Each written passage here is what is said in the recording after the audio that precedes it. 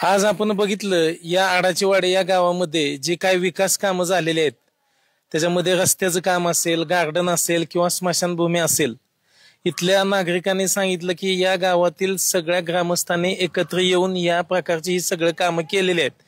तर यामध्ये महिलांचा किती सहभाग आहे हे आपण प्रत्यक्ष महिलांकडनं जाणून घेऊया. आपलं नाव काय? उज्ज्वला प्रशांत पवार. उज्ज्वला पवार. आपल्या गावामध्ये जी कामं झालेली आहेत त्याच्यामध्ये तुमच्या महिलांचा काय सहभाग आहे? आमच्या महिलांचा भरपूर सहभाग आहे. म्हणजे स्वच्छतेसाठी महिला झाडून वगैरे काढतात. परत ना अशी वेगवेगळी जर कामं आली तर त्याच्यात सहभाग घेतात. आणि आमच्या गावाची तर प्रगती झाली त्यामुळे बायकांना पण खूप छान वाटतं, खूप मस्त वाटतं. आणि असं वाटतं अजूनही आमच्या गावची अशीच प्रगती व्हावी. आणि आमच्या गावामध्ये आता नवीनच कुंदाऱ्या धरणाचं काम झालं, त्याचं पिचिंगचं काम झालं. त्या धरणामुळे आमच्या विहिरींना पण भरपूर फायदा झालेला आहे.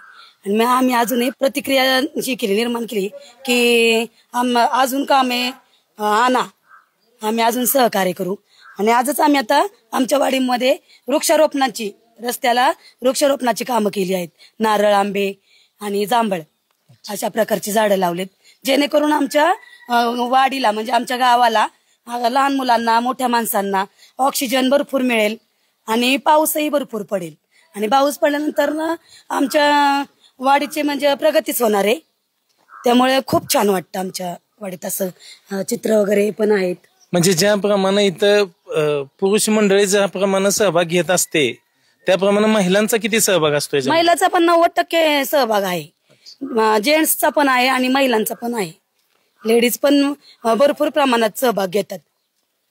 म्हणजे याने विकास कामांच्या यांना आता इतकी सवय झालेली आहे की यांची अशी तयारी आहे की अजूनही कितीही काम आलं तरी ते आम्ही आनंदानं करायला तयार आहे आणि आमच्या गावासाठी आम्ही कुठल्याही प्रकारचं कष्ट स्वतः करायला तयार आहे.